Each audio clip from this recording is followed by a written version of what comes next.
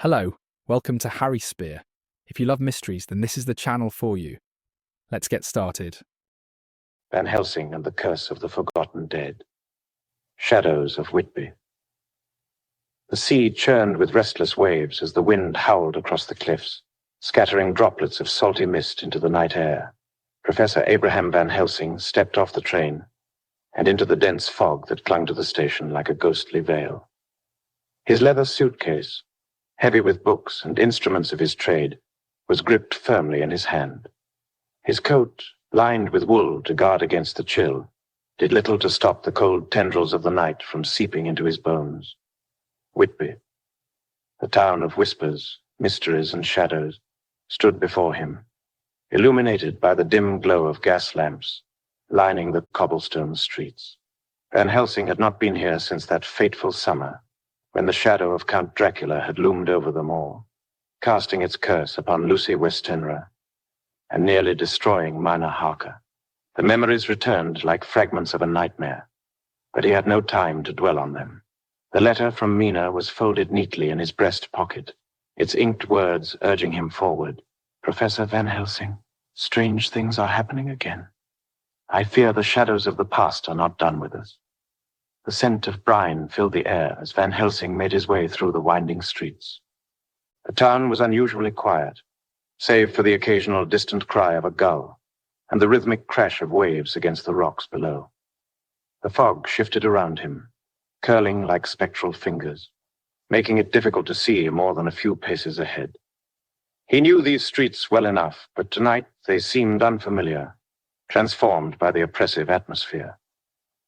His destination was the Royal Crescent, a row of stately townhouses perched on a hill overlooking the sea. It was here that Mina and Jonathan Harker had chosen to settle after their ordeal with Dracula. They had sought peace and healing, but Van Helsing doubted they had found either. As he reached the iron gate of their residence, he paused. A cold shiver ran down his spine, not from the chill of the night, but from the sense that he was being watched. He turned sharply, his eyes scanning the fog-shrouded street behind him. Nothing moved, but the sensation lingered, like the distant hum of a forgotten melody. He shook off the unease and pushed open the gate, its rusted hinges groaning in protest. Mina answered the door before he could knock, as if she had been waiting for him. Her face was pale, her eyes shadowed with exhaustion, but her smile was warm and genuine. "Professor, thank you for coming," she said, her voice soft but laced with relief. Van Helsing removed his hat and stepped inside. The warmth of the house enveloped him, a stark contrast to the cold outside. The parlor was modestly furnished, with a crackling fire casting flickering shadows across the walls. Jonathan Harker sat by the hearth, his gaze distant and troubled, but he rose to greet Van Helsing with a firm handshake. "It's good to see you again, Professor," Jonathan said, though his voice lacked its usual vigor. "We need your help. Mina's nightmares have returned, and I fear they are more than just dreams." Van Helsing nodded, his expression grave. He had anticipated as much. "Tell me everything," he urged, settling into an armchair as Mina poured him a cup of tea. For the next hour, Mina recounted her dreams in vivid detail, the sensation of cold fingers brushing against her skin, the distant sound of a woman's voice calling her name, and the oppressive presence that seemed to linger even after she awoke. Jonathan described the strange occurrences that had plagued their home. Objects moving on their own, cold drafts in rooms with no windows, and the unsettling feeling that they were not alone. "It started 3 weeks ago," Mina explained, her hands trembling slightly as she held her teacup. "At first, I thought it was just my imagination, but the dreams grew more vivid, more real. And then," she hesitated, glancing at Jonathan, who nodded encouragingly. "Last night, I saw her," Mina whispered. "Lucy. She was standing by my bed, as real as you are now. She looked lost, as if she was searching for something. But when I tried to speak to her, she vanished." Van Helsing leaned forward, his mind racing. Lucy Westenra, their dear friend, the first victim of Dracula's curse, had been laid to rest years ago. Her soul, they believed, had been freed. But if Mina's vision was true, something had disturbed that peace. Did she say anything? Van Helsing asked. Mina shook her head. No words, just her presence. But it felt like a warning. Van Helsing set down his teacup and rubbed his chin thoughtfully. We must consider the possibility that Lucy's spirit is being manipulated by an external force.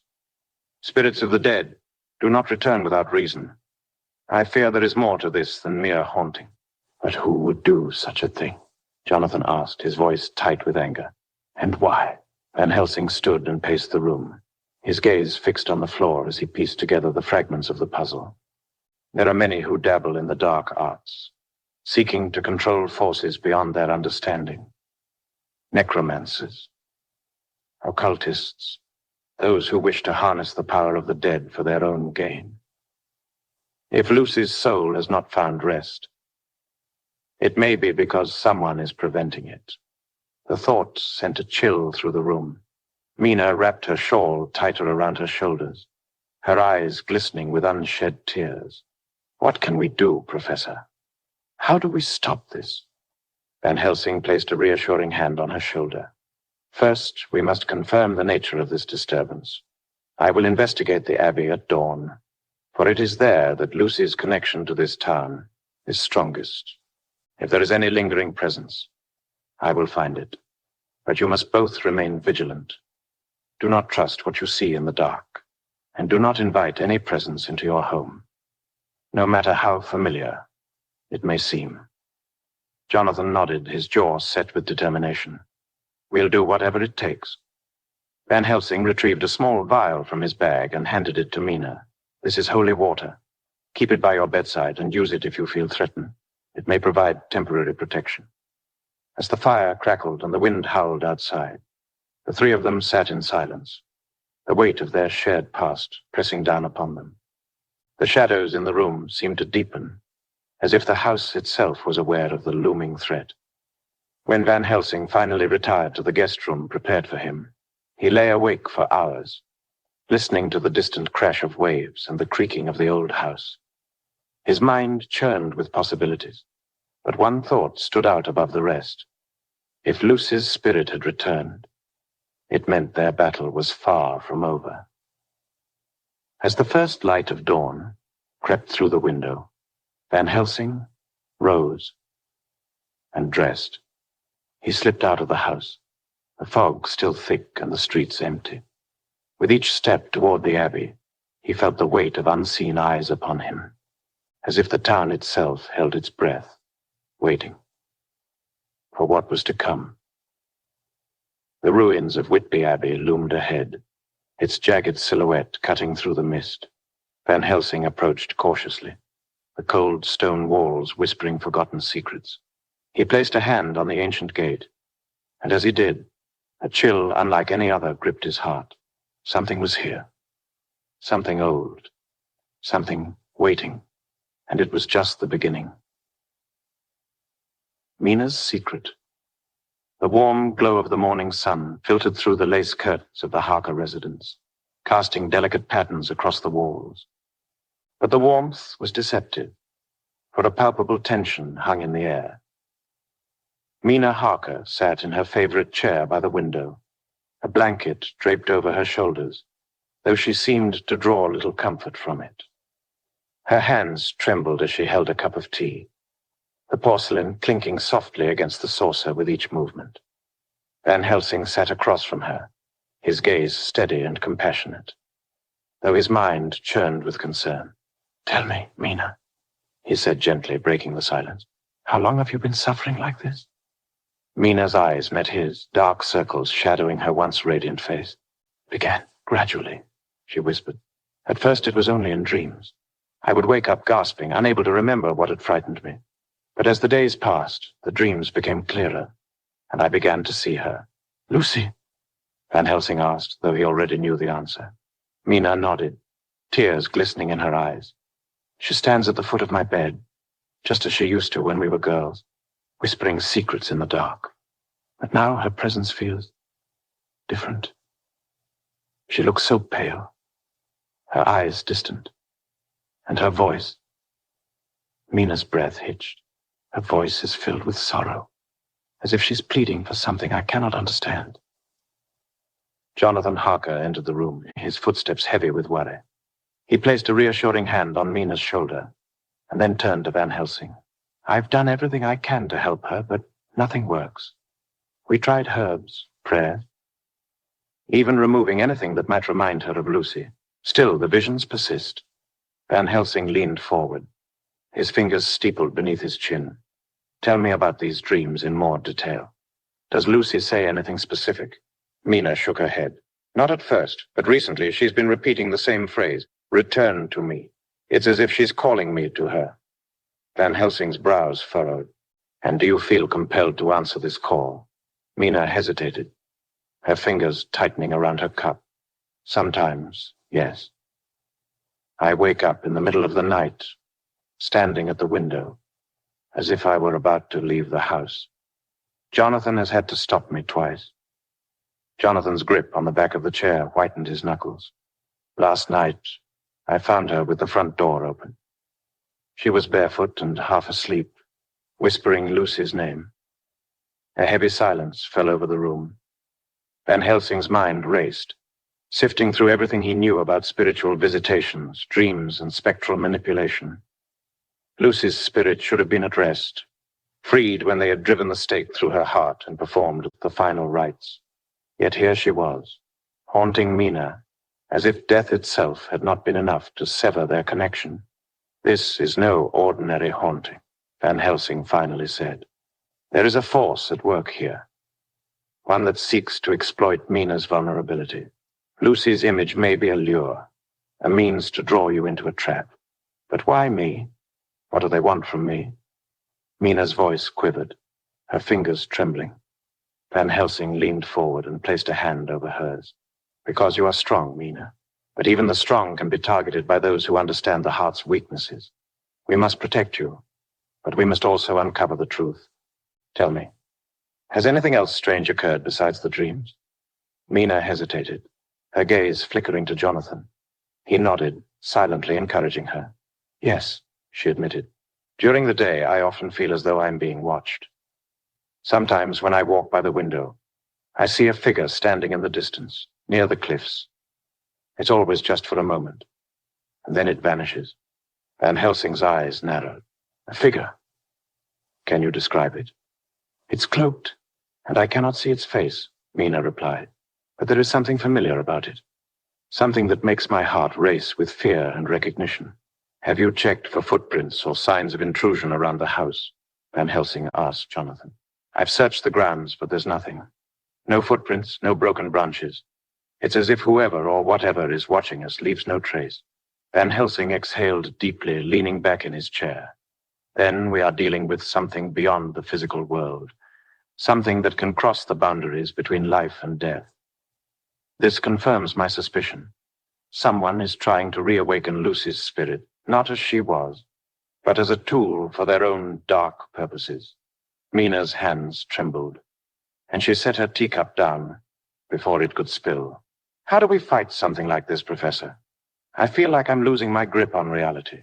We fight it with knowledge and faith, Van Helsing said firmly. First, we must strengthen your defenses. Tonight, I will bless this house and perform a protection ritual. You will wear a crucifix at all times, and I will leave you with holy water for emergencies. But beyond that, we must investigate Whitby itself. The Abbey, the cliffs, and the sea caves. All these places hold memories of our past struggles, and I believe they hold clues to this mystery as well. Jonathan rose to his feet, his resolve evident. I will do whatever it takes to protect Mina. Just tell me what you need. Van Helsing nodded appreciatively. Your strength is vital, Jonathan, but be careful not to let anger cloud your judgment. This enemy is cunning and will use your emotions against you if given the chance. Mina wiped her tears away, her determination returning despite her fear. I want to help, Professor. Tell me what I can do. Van Helsing considered her words carefully. For now, you must focus on resisting the call. Do not let the dreams control you. Keep a journal of everything you experience, no matter how insignificant it seems. It may provide us with patterns or clues. Mina nodded. I understand. As the conversation drew to a close, Van Helsing rose and placed a comforting hand on Mina's shoulder. "We will save you, Mina. I promise you that. But we must act swiftly, for time is not on our side." Outside, the wind howled, rattling the windows as if echoing the urgency of his words. The shadows of Whitby stretched long and ominous, hiding secrets that Van Helsing knew they must uncover before they were consumed by them. With a final glance at the Harkers, he gathered his coat and hat, preparing to venture into the fog-draped streets once more. The answers lay somewhere in this haunted town, and he would not rest until he found them. The mark of the unseen. The wind whistled through the jagged ruins of Whitby Abbey, carrying with it the faint scent of salt and earth. Dawn had barely broken, and the first light of morning struggled to pierce the thick fog that clung to the cliffside. Van Helsing stood at the entrance to the abbey, his breath forming clouds in the frigid air as he surveyed the crumbling walls and weathered gravestones. The echoes of the past seemed to hum beneath his feet. He adjusted his scarf and stepped inside, the sound of his boots reverberating off the cold stone. The abbey's vast interior was a labyrinth of decay, its once majestic arches now broken and coated with moss. But Van Helsing wasn't here to admire the remnants of history. He was hunting for something more elusive. He reached the nave, the heart of the abbey, where shadows pooled like ink in the corners. His lantern cast flickering light across the walls, revealing strange markings carved into the ancient stone. At first glance, they appeared to be weathered graffiti, the work of idle hands. But as Van Helsing studied them more closely, his expression darkened. They were sigils of necromantic origin. He traced one of the symbols with his gloved hand, feeling the faint energy pulsing beneath his fingertips. The design was a mixture of ancient runes and occult glyphs meant to bridge the divide between the living and the dead. He had seen these symbols before, in texts describing resurrection rituals and soul-binding incantations. "Someone has been here recently," he muttered to himself. Van Helsing reached into his satchel and retrieved a notebook, sketching the sigils for further study. He knew that leaving them intact would be dangerous. These markings were not merely decorative. They were part of a larger network of symbols that could amplify dark magic. He would need to destroy them. But first, he had to understand their full purpose. The faint sound of footsteps echoed from behind him. Van Helsing froze, extinguishing his lantern and slipping into the shadows. His heart pounded as he listened, straining to identify the source. The footsteps were soft, deliberate, and growing closer. Whoever it was, they were not in a hurry. He pressed himself against a column and peeked around its edge. A cloaked figure moved through the abbey, their face hidden beneath a hood. The figure stopped near the altar and knelt, as if in prayer. Van Helsing watched closely, noting the careful movements of their hands as they traced one of the necromantic symbols. An accomplice, he thought, his mind racing. Or perhaps the one leading this ritual. Slowly, Van Helsing crept closer, his hand tightening around the silver-bladed dagger hidden beneath his coat. He needed to know more before he could act. The figure suddenly rose to their feet and turned, as if sensing Van Helsing's presence. Their hood slipped back, revealing a pale, angular face, and eyes that glimmered with an unnatural light. Van Helsing's breath caught in his throat. He recognized the man from Caldwell's description. "Alaric Draven," Van Helsing whispered. Draven's lips curved into a smile that sent a chill down Van Helsing's spine. "I knew you would come, Professor," he said, his voice smooth and confident. "You are predictable after all." Van Helsing stepped into the dim light, his dagger glinting faintly. "Then you know why I'm here. You've desecrated this place with your sorcery. Release Lucy's spirit and end this madness." Draven chuckled, the sound reverberating off the stone walls. "Madness? No, Professor, this is destiny. Lucy's soul is a key, a bridge between realms. With her, I will control death itself." "You are deluded," Van Helsing said, circling slowly to position himself between Draven and the exit. "You think you can command the dead, But you will only bring ruin upon yourself. Draven's eyes narrowed. And yet, you fear me. Otherwise, you would not be here, armed like a soldier preparing for war. I fear what you might unleash, Van Helsing replied. But it is not too late.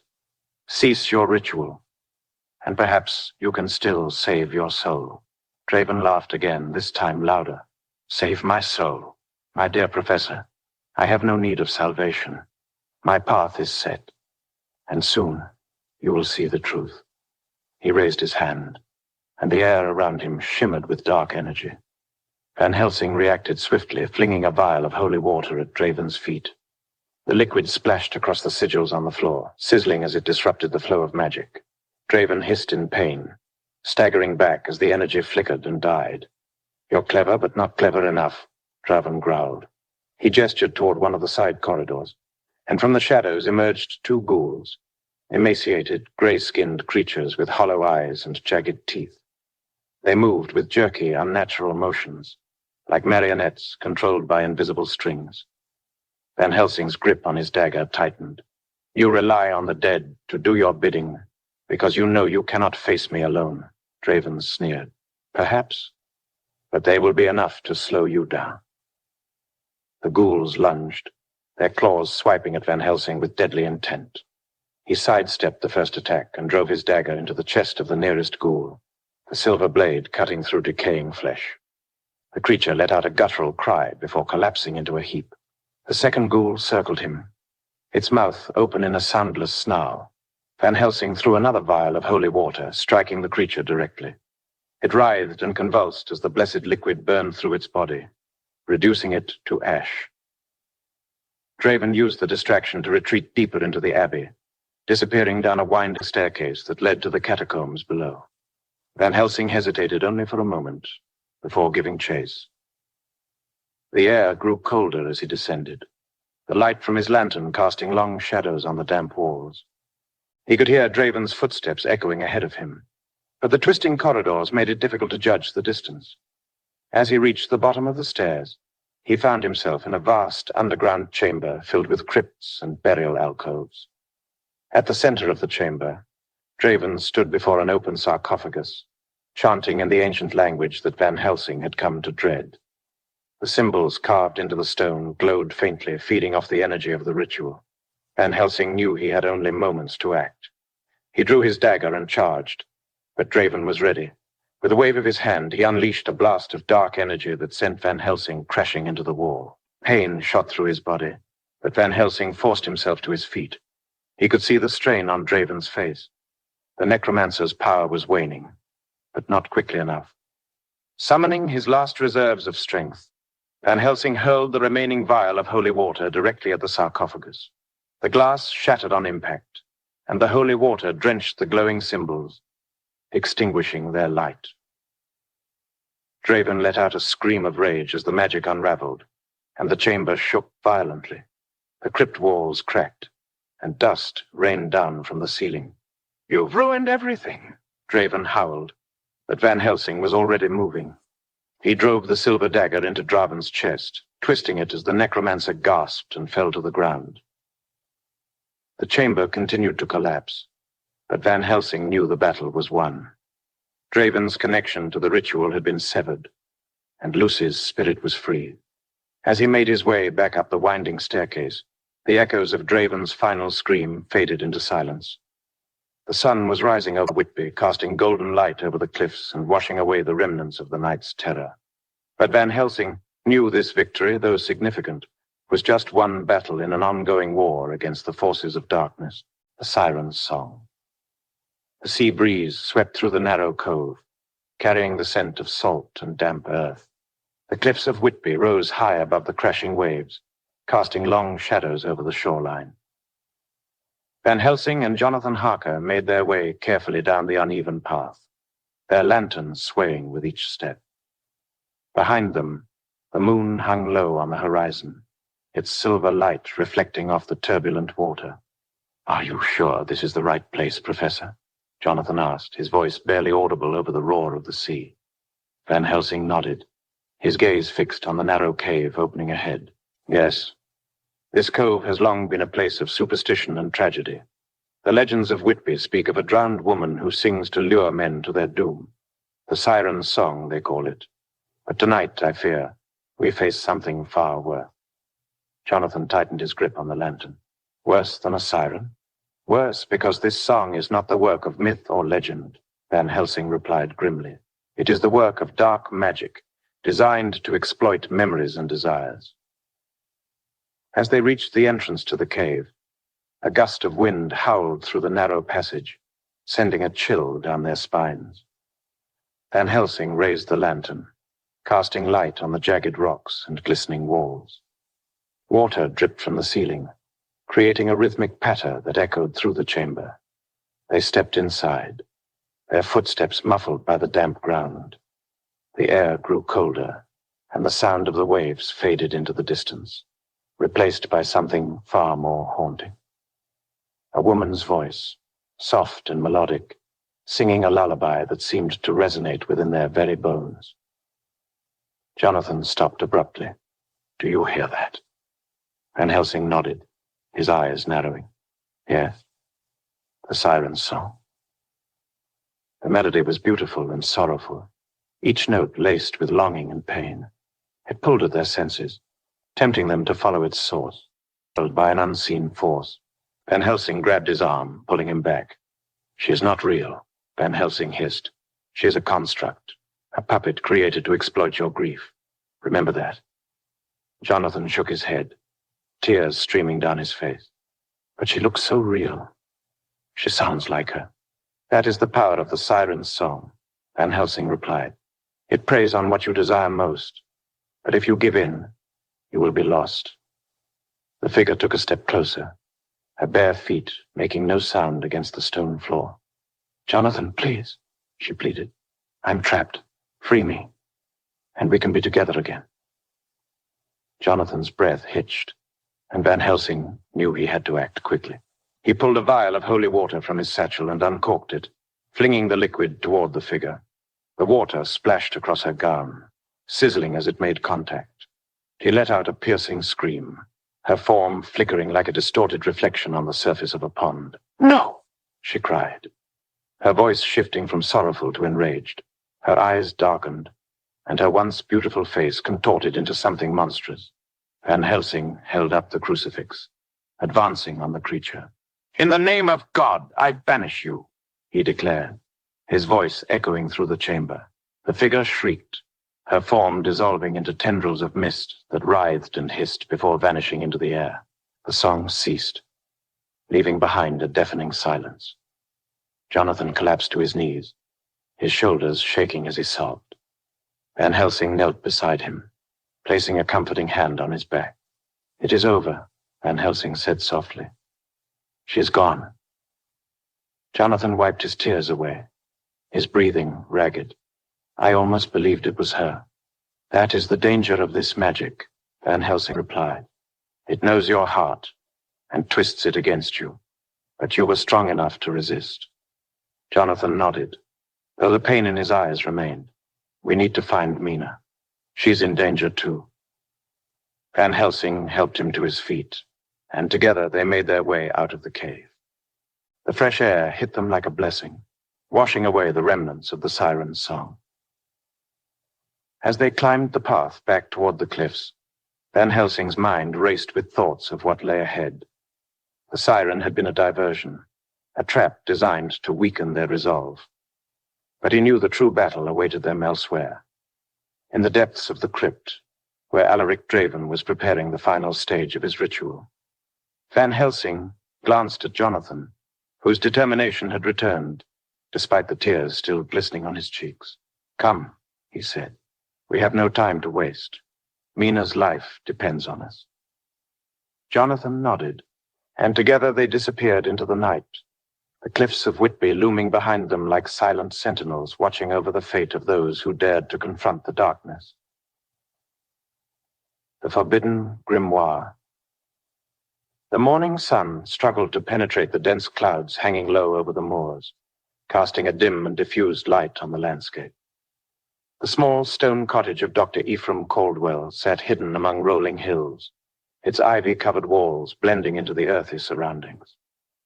Smoke curled lazily from the chimney, and the scent of burning peat wafted through the air. Van Helsing and Jonathan Harker made their way up the narrow dirt path leading to the cottage. Their boots sank slightly into the damp ground, and the distant cawing of crows provided an ominous soundtrack to their journey. Caldwell is no ordinary scholar, Van Helsing said as they reached the gate. His knowledge of the occult is unmatched, but he has paid a price for it. Many consider him dangerous because he is willing to explore what others fear to touch. Jonathan adjusted his coat against the chill. You trust him? Van Helsing hesitated. I trust that he will give us the information we need. Whether he has his own motives, that is another matter entirely. The gate creaked as Van Helsing pushed it open, and moments later they were knocking on the heavy wooden door. It opened slowly, revealing a man with sharp features, a thick beard, and eyes that seemed to analyze them in an instant. He wore a tattered sweater over a collared shirt, and a pair of round spectacles perched on the bridge of his nose. Van Helsing, Caldwell said, a hint of surprise in his tone. I wondered when you would come seeking me. His gaze shifted to Jonathan. And you brought company. Interesting. Van Helsing offered a polite nod. Dr. Caldwell, this is Jonathan Harker. We're in need of your expertise. Caldwell stepped aside, gesturing for them to enter. The interior of the cottage was exactly as Van Helsing had remembered, a chaotic maze of bookshelves, tables covered in yellowed manuscripts, and strange artifacts displayed on every available surface. The air smelled of old paper, herbs, and something faintly metallic. Sit, Caldwell said, clearing a space on the cluttered table. He poured tea from a cast-iron kettle and handed them a larger cup. I assume you're not here for pleasantries, so tell me what's happened. Van Helsing wasted no time. He described Mina's visions, the necromantic symbols of the Abbey, and the resurrection ritual that was nearing completion. Caldwell listened intently, occasionally nodding or making notes in a leather-bound journal.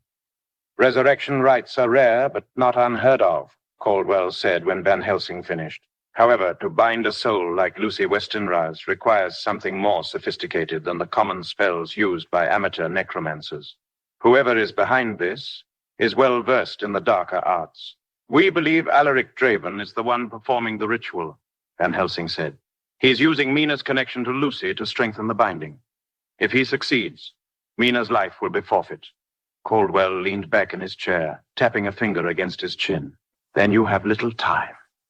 The full moon is the apex of power for such rituals. Once it rises, the binding will be permanent. Jonathan's grip on his teacup tightened. How do we stop it? Caldwell stood and moved to one of the many bookshelves, scanning the spines before pulling out a thick, leather-bound tome. He set it on the table and opened it to a page filled with intricate diagrams and text written in Latin. This is the Mortis Codex, one of the few surviving grimoires detailing soul-binding rituals.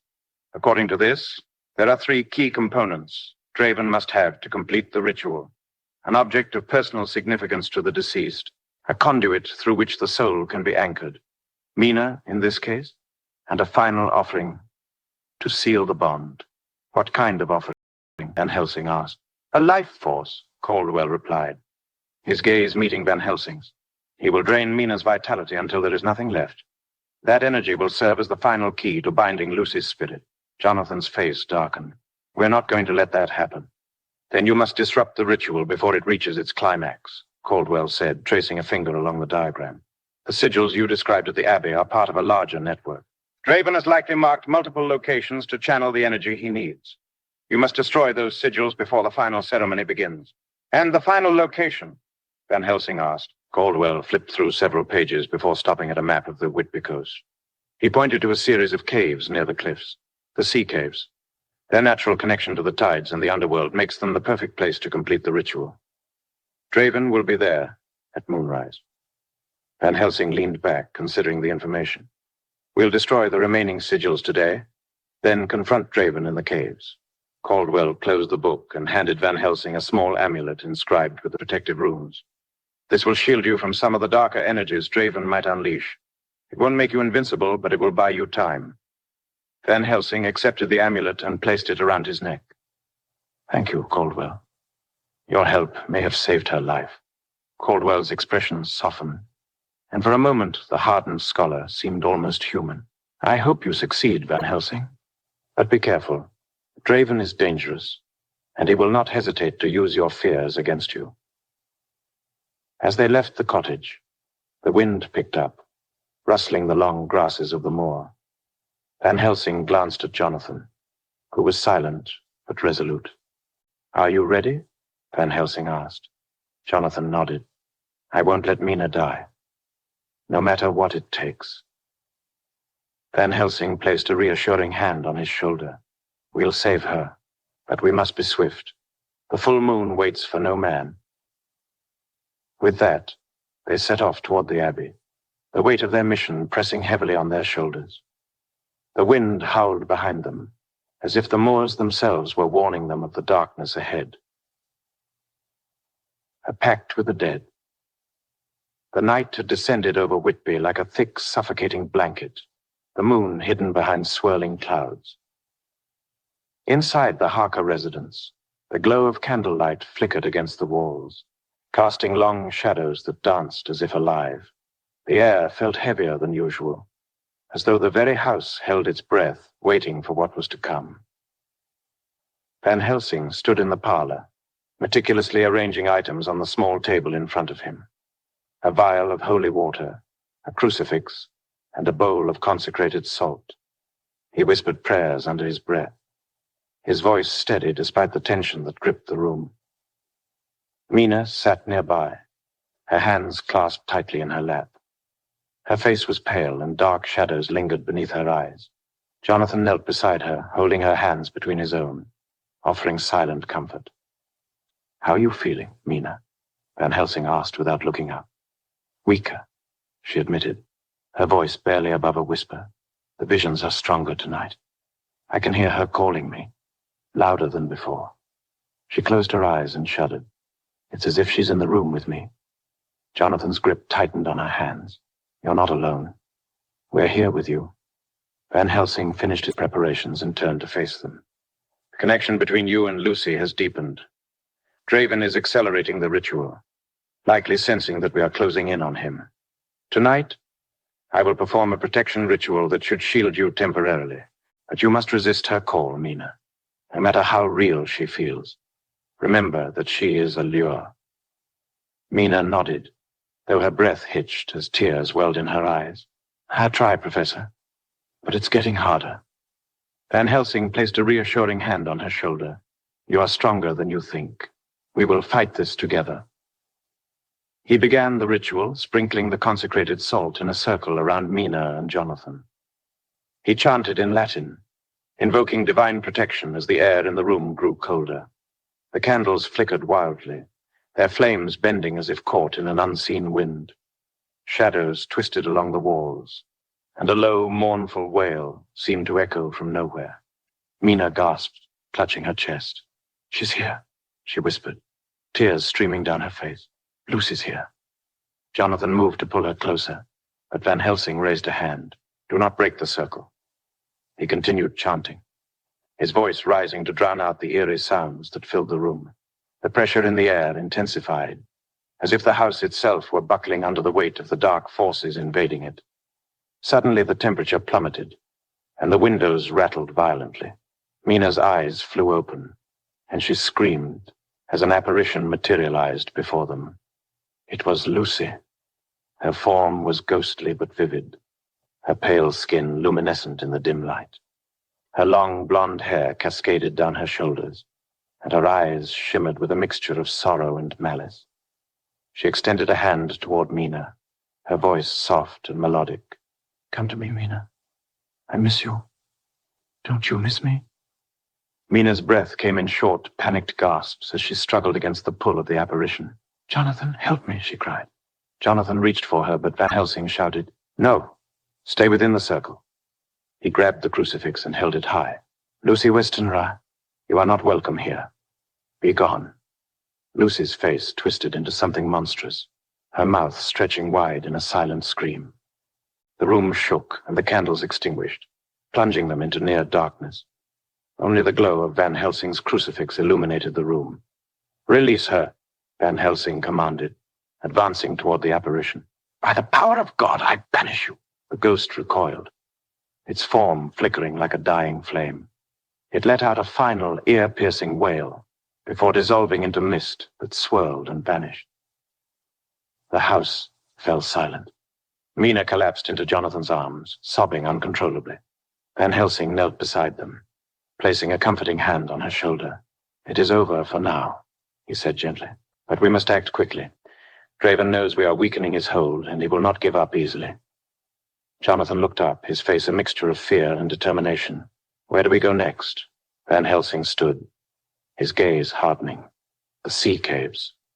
That is where he will complete the ritual. If we do not stop him before the full moon rises, Mina's life and Lucy's soul will be lost." Mina wiped her tears away, her expression shifting from fear to resolve. "And let's go. I won't let him take me." Van Helsing nodded, proud of her courage. "We leave at dawn. Rest while you can." As the three of them sat in the flickering light of the remaining candle, the weight of what lay ahead settled over them. The final battle was near, and failure was not an option. The wind outside howled like a distant wolf, and Van Helsing silently prayed that they had the strength to face the darkness waiting for them. Beneath the crypt. The entrance to the crypt was hidden behind a veil of ivy, its stone door half buried by years of neglect. The wind moaned through the graveyard, rustling the ancient trees and sending dead leaves scattering across the tombstones. Van Helsing stood at the threshold, lantern in hand, its flickering light casting shadows that danced along the cold stone walls. "This is it," he said, his voice barely audible over the gusting wind. He glanced back at Jonathan and Mina, who stood close behind him. Mina's face was pale but determined, and Jonathan's jaw was set in grim resolve. "Are you sure Draven is down there?" Jonathan asked. "I am certain," Van Helsing replied. "The crypt is the perfect place to complete the ritual.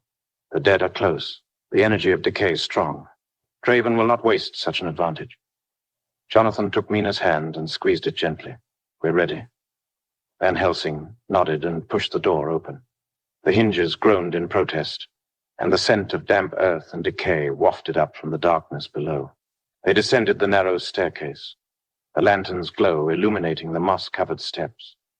The air grew colder with each step, and the faint sound of dripping water echoed off the stone walls. When they reached the bottom, they found themselves in a wide chamber lined with burial alcoves. Ancient coffins rested in crumbling niches, their wooden lids warped and broken. At the center of the room was a stone altar draped in black cloth, surrounded by candles burning with an eerie greenish flame. The air pulsed with unnatural energy. And standing at the altar was Alaric Draven. He wore dark robes embroidered with occult symbols, and his eyes glowed with a sinister light. His hands hovered over the altar, chanting in a language that made the air hum with power. On the altar lay Lucy's body, her face serene, her hands folded over her chest, as if in peaceful slumber. Draven looked up as they entered, a wicked smile curling across his lips. "Van Helsing, you're just in time to witness the birth of something extraordinary." Van Helsing stepped forward, the crucifix in his hand. "This ends now, Draven. Release Lucy's soul and surrender, or face the consequences." Draven chuckled, the sound reverberating through the chamber. "Consequences? You think your prayers and relics can stop me? I have the power of death itself at my command." He gestured toward the glowing symbols carved into the altar. "Once the ritual is complete, Lucy will be mine to control, and Mina will provide the life force to seal the bond. Nothing you do can change that." Mina gasped, clutching Jonathan's arm. He pulled her closer, his eyes burning with fury. "You won't take her." "Oh, but I will," Draven said, raising his arms. The candles flared, and the ground beneath them trembled. From the shadows, two ghouls emerged. Their gray, decaying skin stretched tight over their bones, their hollow eyes glowing faintly. They moved with jerky, unnatural motions, their claws scraping against the stone floor. "Jonathan, protect Mina," Van Helsing shouted, drawing his silver-bladed dagger. The first ghoul lunged at Jonathan, but he sidestepped and slashed at its arm, severing it at the elbow. The creature let out a guttural hiss and swiped at him with its remaining arm, but Jonathan ducked and drove his sword into its chest. The ghoul collapsed in a heap of decaying flesh. The second ghoul charged towards Mina, but Van Helsing intercepted it, plunging the silver dagger into its neck. It shrieked and thrashed, but Van Helsing held firm, twisting the blade until the creature fell limp. "The sigils?" Van Helsing shouted, pointing to the glowing symbols on the altar. "Destroy them!" Jonathan rushed to the altar, using his sword to carve through the markings etched into the stone. Sparks flew as the blade scraped against the glowing runes, and the chamber trembled violently. Draven's eyes widened in fury. "No!" he bellowed, hurling a bolt of dark energy toward Jonathan. Van Helsing stepped in its path, raising the crucifix just in time. The energy collided with the holy relic, creating a blinding flash of light that forced Draven to stagger backward. "Your magic is no match for faith," Van Helsing said, his voice steady despite the chaos around him. Jonathan continued hacking at the sigils, and with each strike, the glow dimmed. The flames of the candles flickered wildly, their green hue fading to ordinary yellow. Draven's chanting became desperate, his voice cracking as he struggled to maintain control of the ritual. Mina, watching from the edge of the chamber, felt a surge of determination. She grabbed a vial of holy water from Van Helsing's satchel and ran to the altar. With a whispered prayer, she poured the blessed liquid over Lucy's body. The reaction was immediate. The symbols on the altar fizzled and smoked, and Lucy's body began to glow with a soft, golden light. Her eyes fluttered open briefly, and a single tear rolled down her cheek before her body dissolved into particles of light that swirled upward and disappeared. "No!" Draven screamed, his voice echoing off the walls. He lunged toward Mina, but Van Helsing was faster. He drove the silver dagger into Draven's chest, twisting it as the necromancer gasped and fell to his knees. "This is the end for you, Draven," Van Helsing said, pulling the dagger free. Draven's body convulsed, and dark energy crackled around him. With one final scream, he collapsed onto the altar, his lifeless eyes staring into nothingness. The chamber fell silent. Jonathan rushed to Mina and pulled her into his arms. She sobbed against his chest, the weight of the ordeal finally crashing down on her. Van Helsing knelt beside them, his breath ragged, but his gaze steady. "It's over," he said softly. "Lucy's soul is free, and Draven's magic is broken." As they made their way back up the winding staircase, the first rays of dawn began to break over the horizon, casting golden light across the cliffs of Whitby.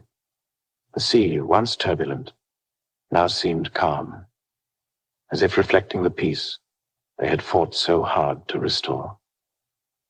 Van Helsing paused at the entrance to the crypt, looking back one last time. The echoes of the battle still rang in his ears, but he knew that this victory, hard won as it was, would not be the last. "Come," he said to Jonathan and Mina. "The night is over, but the work is not. There will always be darkness waiting." With that, they stepped into the morning light, leaving the crypt and its secrets behind. The eternal rest. The sea caves loomed ahead, their entrances yawning like the mouths of ancient beasts waiting to swallow intruders whole. The tide had receded, exposing the jagged rocks and pools of seawater that glimmered under the light of the full moon. Van Helsing led the way, his lantern casting eerie shadows that flickered against the rock walls. Behind him, Jonathan Harker walked with Mina close to his side, his hand wrapped protectively around hers. Mina's breath came in short, nervous bursts. She could feel the residual pull of Lucy's presence within the caves, like a faint whisper at the back of her mind. But this time, she was determined to resist. She clung to Jonathan's hand and silently recited the prayers Van Helsing had taught her. As they entered the narrow tunnel, the sound of dripping water and the distant crash of waves created a rhythmic backdrop. Van Helsing's lantern illuminated strange symbols etched into the cave walls, similar to the sigils they had seen in the crypt and abbey. These markings pulsed faintly as if responding to their presence. "Draven's magic lingers even in death," Van Helsing said, running his fingers over one of the symbols. "He built a network of power that extended beyond himself. We must ensure these are destroyed." He withdrew a piece of blessed chalk and drew a line through the sigil. The glow flickered and faded. Mina shivered as they pressed deeper into the cave, the air growing colder with each step. The tunnel opened into a larger chamber where seawater pooled along the floor, reflecting the moonlight that filtered through cracks in the ceiling. At the center of the chamber stood an altar of black stone, its surface slick with moisture. Van Helsing approached cautiously, his gaze scanning the room for any signs of lingering danger. "This is where Draven intended to finish the ritual. We may have stopped him, but the echoes of his spell remain. If we do not neutralize them completely, they could attract others seeking to exploit this dark magic." Jonathan helped Mina step over a jagged rock, his eyes darting around the chamber. "Can we be sure Lucy's spirit is truly free?" Van Helsing nodded. When Mina poured the holy water over her body, it severed the final tether binding Lucy to this world. But Draven's attempt to manipulate her left behind remnants that could still be dangerous. "We need to cleanse this place." He pulled a vial of holy water from his satchel and handed it to Jonathan. "Pour this around the altar in a circle. It will disrupt any remaining magical currents. Mina, I need you to help me purify the symbols on the walls." Mina nodded, taking the chalk he offered her. Together they moved along the chamber's perimeter, defacing the sigils one by one. Each mark they erased weakened the oppressive atmosphere that hung over the cave. As Jonathan completed the circle of holy water around the altar, the air grew noticeably warmer. The flickering lights from the sigils dimmed, and the distant echoes of Draven's chant, which had haunted Mina's mind since the ritual began, faded into silence. Van Helsing knelt beside the altar, tracing its surface with his fingertips.